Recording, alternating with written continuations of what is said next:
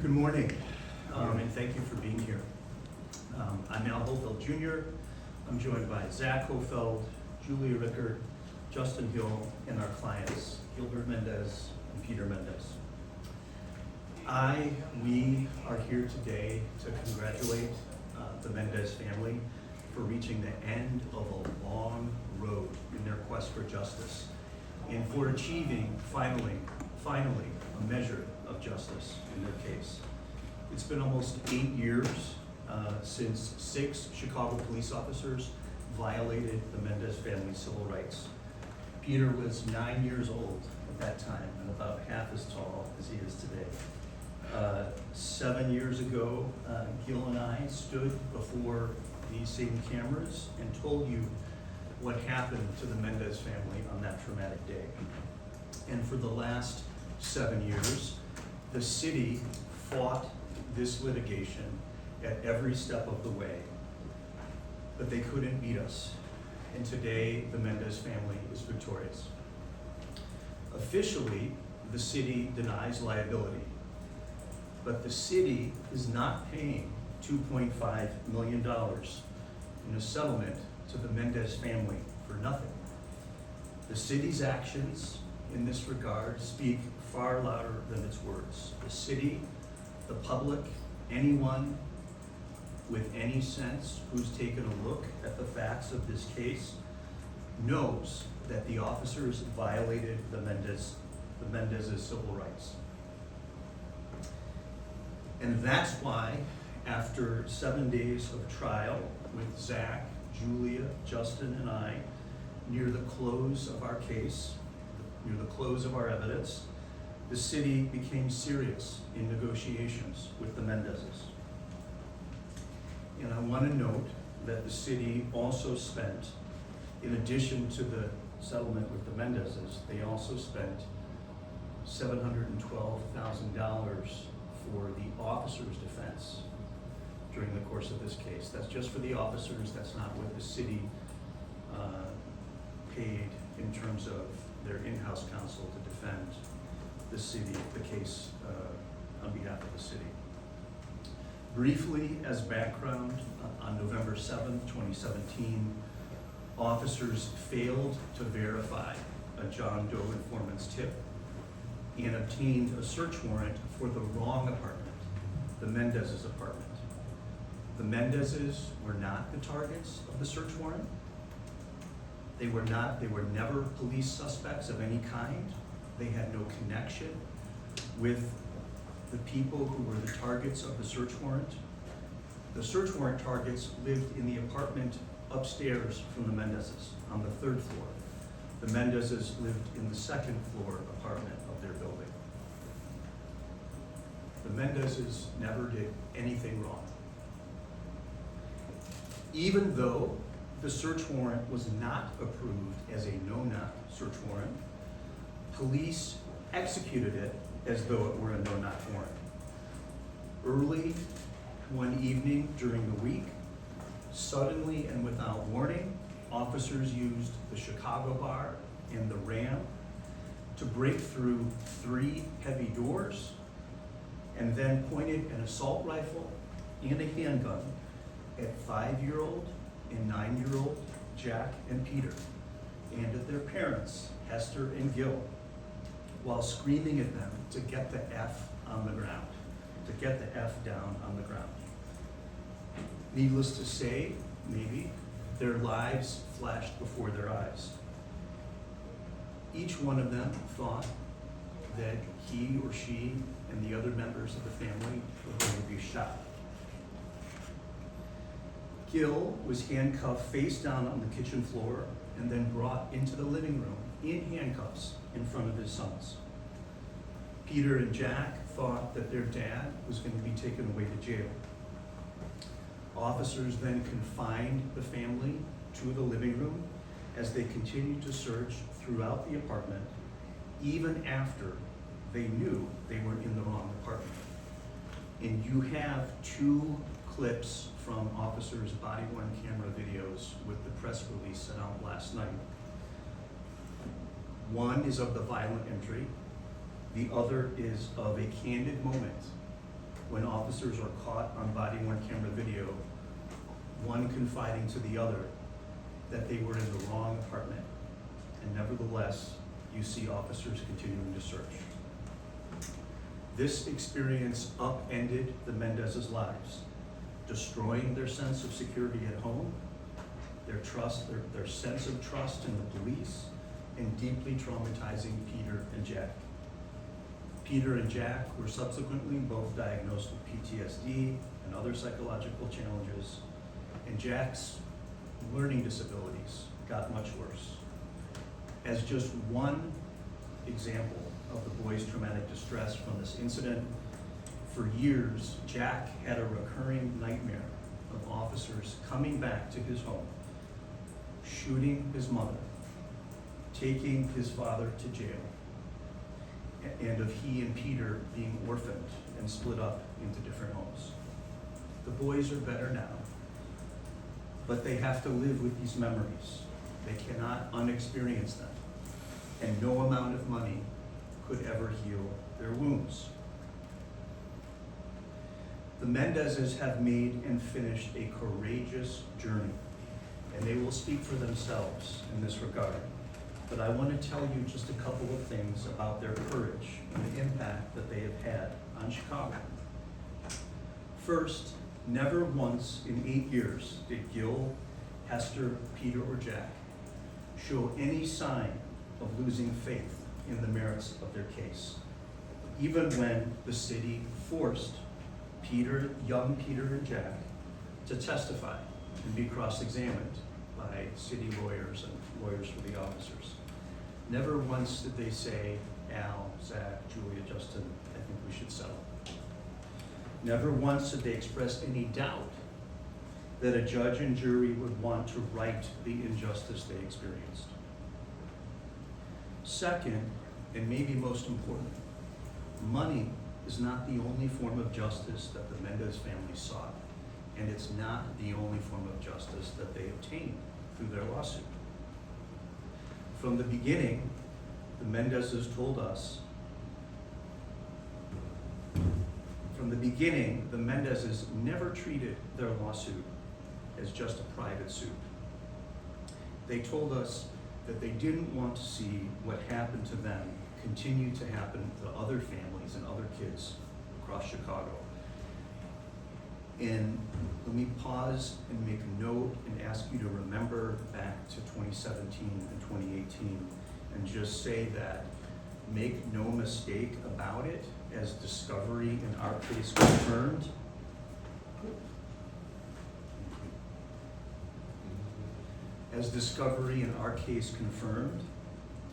in 2017 and 2018 and 2019, what happened to the Mendezes was happening again and again across Chicago.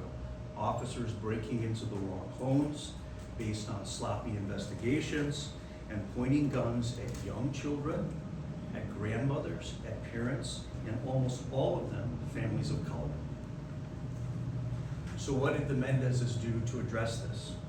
Well, they, especially Peter, became advocates.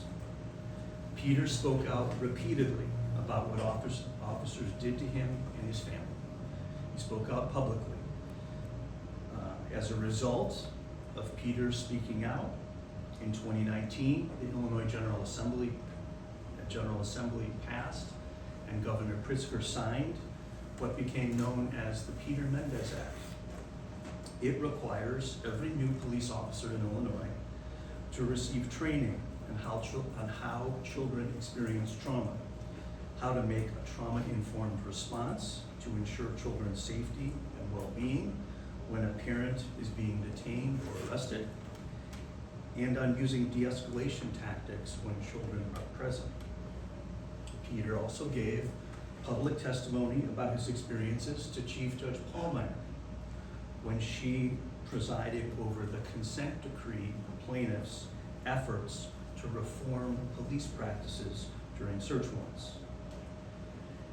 And Peter's and his family's impact did not end there. It's important for you to know, and especially for Peter to know maybe, that his experience and his voice have been agents for change in this city. They contributed to the dramatic change that we have seen in CPD search warrant practices. Since Peter and Anjanette Young began speaking out, and CBS's Dave Savini began investigating and reporting on their cases and other cases, CPD has revised and improved its search warrant policy 5 times. That's 5 times in the last 5 years, to mandate more rigorous investigations and to add provisions cautioning officers to avoid handcuffing, questioning, and pointing firearms at children. In 2017, when the Mendez apartment was raided, CPD was executing on average 1,500 to 2,000 search warrants per year throughout the city. In 2024, and they were getting it wrong at least half of the time in lots of ways. But by their own measures, they weren't getting the target of the search warrant about half the time. In 2024, by contrast, CPD executed only 210 search warrants throughout the city in the whole year. There's more work to be done, but Peter's advocacy with his family's support contributed to this dramatically improved landscape. And of course, Peter could not have done what he did without an extraordinarily strong mother, Hester, and who helped he and his brother survive in the aftermath of their traumatic experience, or without a deeply, uniquely supportive father who accompanied his sons on every step of the journey. We're live right now, Al. What message does this lawsuit settlement on the wrong rate send to the city? It says stop pointing guns at kids, get your search warrant investigations right. And it says that there should be, there still is not, but there should be a strict prohibition on officers against pointing guns at young children, period, unconditional, full stop. And I just want to say, on behalf of the attorneys who had the privilege of representing the Mendez family, I'm grateful that they showed extraordinary trust in their attorneys. I'm grateful for the gift of their trust. I think the trust they placed in us, in their team, inspired us more than usual to do our best in their case for them. Thank you. And I'll move out of the way because I know who you want to hear from next. Peter, what has this journey been like for you, and how do you feel? To be honest, it's been a very long journey. Almost 8 years. Almost 8 years in the making, and it has taken a toll. Whether it was either talking to you or waking up really early in the morning and going to have to go to the whole jury selection, testimony. But I'm blessed to say that I can say that this whole entire thing, I can finally end this chapter of my life. I don't have to keep thinking about whether I'm gonna have to come back. Peter, ¿hablas español? Poquito. ¿Te animarías a decir qué tan difícil ha sido la vida después del trauma que ha generado esta situación? Si no, después podemos con poco. No te hagas preocupes. It's okay. It's okay. Don't worry. Peter, let me ask you, you just alluded to that, you can finally end this chapter, which is essentially taken up a very large chunk of your life. How do you feel this has changed you, impacted you compared to your friends who didn't have to go through an experience like this? Well, I'm thankful that my friends don't have to go through experiences but it has impacted me, because I guess it's just difficult, obviously I'm not alone, but knowing that I can't really relate to anybody that around me. Sure, I can relate to my family, I can relate to people that have seen this, have been through the same thing, but I can't, relate to my best friend that's not normal, but has not experienced what I've been through, so it's a little barrier here and there, but it doesn't really bother me. Is it something that you still live with? In what sense? Because I would say yes. In what way? We have a security system. We never had one of those. Our new house. We're all together. our old apartment was a little spaced out here and there. So, you know, I guess our house has been more like closed, because my room is connected to my brother's room, so his wall's connected, so I guess we're all close there, so it's a little bit different. If that makes any sense. How did it affect your trust in the police department, and how do you think these type of issues affect the trust that our society has in police work? I generally think it affects, you know, I think it affects everybody, you know, because, you know, these are the people that, you know, say, you know, protect and serve, you know, they say that, you know, we're here for you, but in reality, you know, they raided an innocent family, my family, you know, and, you know, my parents always told me, you know, respect the police, you know, they're here to help, but, you know, when that happens, you know, you're just like, you know, everything, you know, trust is gone. Thank you. Peter, do you feel like you had, through this journey, do you feel like you have been sort of this champion or the spokesperson for all the other children who experience long raids? And how do you feel about bringing about change? I feel about bringing change is like a really good thing, you know. I guess it gives me peace of mind knowing that, you know, there is change going on, you know, the stuff is willing to change so it doesn't happen to other kids or families. And just, I would say, yes, I am a champion, but at the end of the day, you know, everybody's come out and spoken about it. But, you know, I just, whenever this happens, whenever I have to do something like about this, you talk about it, just keep my head out and my hands raised. What message do you think that the $2.5 million settlement sends to the city of Chicago and the police department? Well, you heard it from Al, you know, how much they spent trying to defend it. You know, that's a lot of taxpayers right there. And not to mention, you know, they had to pay us, but on top of the whole lawyer fees, and, you know, there's more behind it, but, you know, that's a lot of taxpayer money. So it really didn't matter whether they won or not, you know, they still paid us at the end of the day. And Gilbert? Guilty. Morning, everybody. Just how are you feeling after all this? Still a little exhausted, a little nervous here and there sometimes. But I want to thank 2579 Fox, Gracias Telemundo, for putting us out there, giving us some media time so that they can see this, that it would help us, the Fantastic Four, the original, the real Fantastic Four. I want to thank them for being in our corner, being our voice. And it was really hard because at the beginning, just like a child, when you feel you have nothing in your corner to help you, you know, you're just standing there. That's the way I felt as an adult. You know, who's going to believe me? You know, you're going against the city of Chicago Police Department. And I have friends and family in the department. And I didn't want no negative stuff coming our way. I didn't want it to, but we just had to tell somebody some way, somehow. And then when it came to the trial and everything, that's make us look like liars, and we're lying, and we're just here to try to get something. And we weren't. You know, we knew this happened. And it takes a toll. It takes a toll on a body. I don't care how young, how old you are. It takes a toll when you some way, somehow down the road. It doesn't go away right away. Do you still have a fear? Do you have anxiety over the police? I'm always checking the locks. You know, when I'm going to bed, I set the locks, I set the alarm, as my son said behind the system. And then as I walk through the house, as if I was just going downstairs to get something, I check the locks. Even though I just check them, but you know, I don't know. My wife knows it too. Sometimes she says, "You check the locks a lot." And I says, "Yeah, you know, you never did that before." Gil, does it bother you that even with this settlement, as Al mentioned, the city still doesn't admit liability? The settlement, you know, was done. We didn't know if it was going to be in our favor or not, because when you have attorneys, both, I want to use the word good and bad, but on our side and against our side, and they're just, you know, when you're trying to answer a question, but they just want a yes or no answer. It's hard to explain.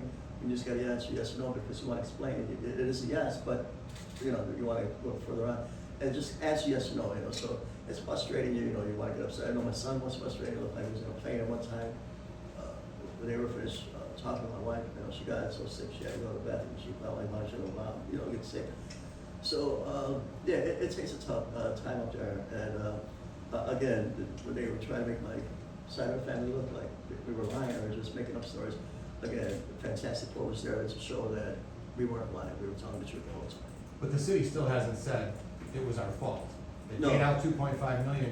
What would it mean for you to hear them say? Well, believe it or not, we had asked for an apology, and it would be possible, whether it came from the mayor or the city of Chicago Police Department, And just from what I heard, a little bit of it, everybody's saying they're not gonna get it. The city won't apologize. It's not, you know, for whatever reasons why, I don't know. But apologies do help, you know. Even I, as a parent, you know, if I accuse my son of, hey, did you eat this, or did you go to open that, or did you, whatever, and I was wrong, I apologize. I'm sorry, Daddy was wrong, Mommy was wrong, whatever. You know, we apologize as a parent. We apologize to our kids when we're wrong. You know, I thought you opened it, I'm sorry, I know Dad opened it. I apologize, but no, nothing from the city of Chicago. And, This was one of the first raids ever where police actually had body cameras on. And as we know, 3 of them didn't even have them running because it was so early, they said they weren't used to the protocol. Do you think that you would have gotten the outcome that you got had there not been any body camera footage?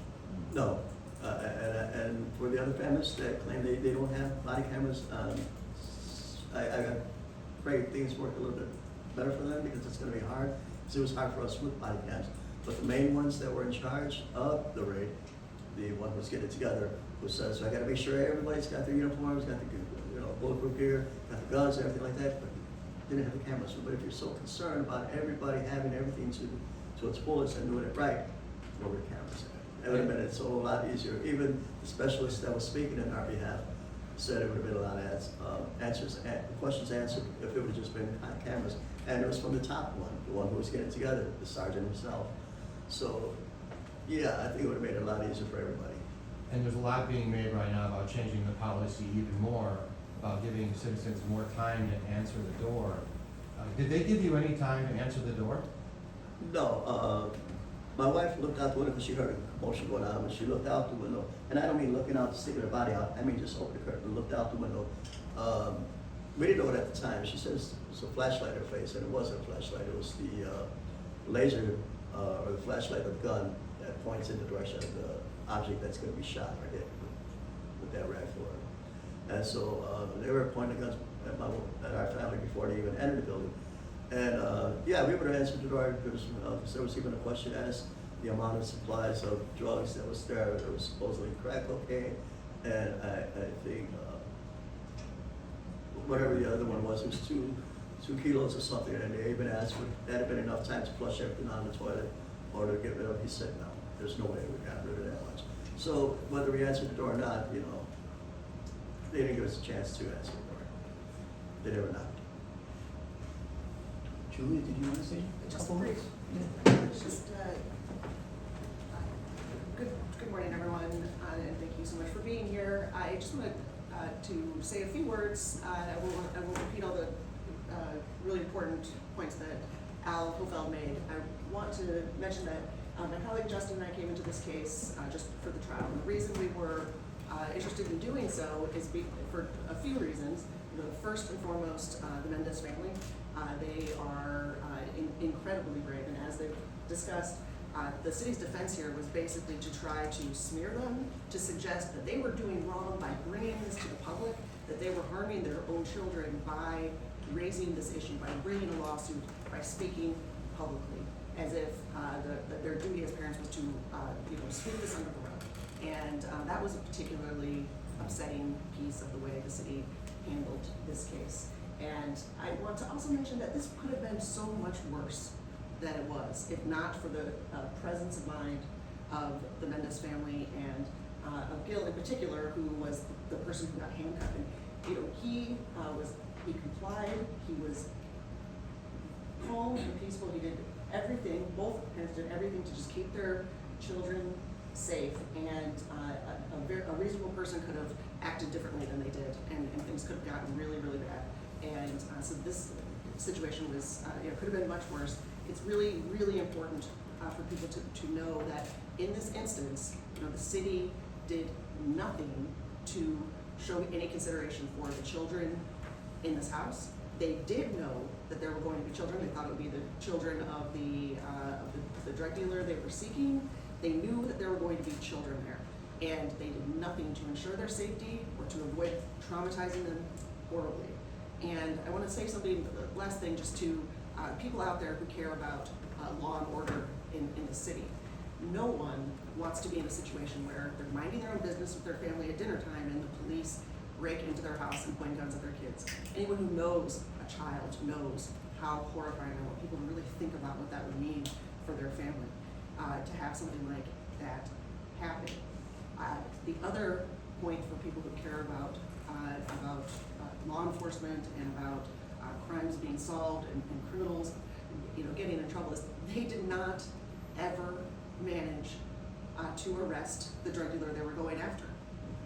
By their terrible investigation, by they were just so hyped up to just break into a house like they're in a movie, and they didn't get the bad guy, the person reporting to them bad guy. They only terrorized a family. So this wasn't like, oh, we have to, sometimes, innocent people get hurt when we're doing, our important work. No, this was pointless. This was a complete waste. All it served to do was harm the Mendezes, harm their community, and the last reason we were interested in getting involved in this case is because it isn't just the Mendez family.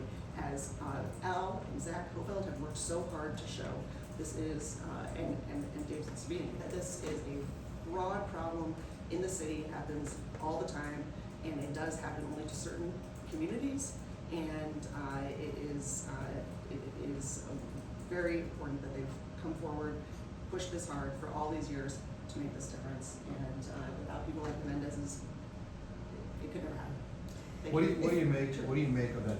On one end, Yeah. on one end, the city puts COPA on it. COPA investigates. They make findings against the officers. The superintendent signs off on the suspensions. But then another branch of the city, the law department, hires a private firm to spend all this money to defend the city against the case. I mean, it just seems like I don't even understand. Well, there are problems with that system that go well beyond wrong raid cases. Justin and I do a lot of work on wrongful convictions, and you see this, again and again. The accountability, it's still not there. I am sympathetic to all of the people who, the police officers who work very hard and risk their lives and do what they're supposed to do. But there remains a real problem with police misconduct, and also just there doesn't have to be malice, just poor work, and I think we still have a long way to go for accountability to be real. If I may ask you or Al, or both of you, just on the liability issue, how common is it in these settlements that the city doesn't admit liability? I mean, defendants almost never admit liability in any settlement. It's not just the city, so I'm not at all surprised they wouldn't admit liability, but you can apologize without admitting liability. You can say, okay, we're not admitting that we committed a legal wrong, but this should not have happened. These were innocent people, and we are sorry. Our actions, however it came about, even when you accidentally hurt someone, you say sorry, and they are not willing to do so in a formal way, and I can't understand that decision. And then, Al, one more question for you. Sure. So if you could just give us a tally, okay? I know that you have the $2.5 million settlement with Aviana Simmons. You got this $2.5 million settlement for another wrong raid. And I know there's been a lot of other settlements for wrong raids that have been exposed over the last 7 years. How many cases now have you settled on wrong raids? You know the amount? I don't know the amount. I don't even know the number. But I think we filed somewhere between 12 and 15 on-road cases, and I'd say half or more have been resolved, and there are still just a handful that are pending. And at the height, how many wrong raids do you recall happening in a year to what they are now? Or, not wrong raids, raids in total, search warrants that resulted in raids from the city. It's gone from where to where?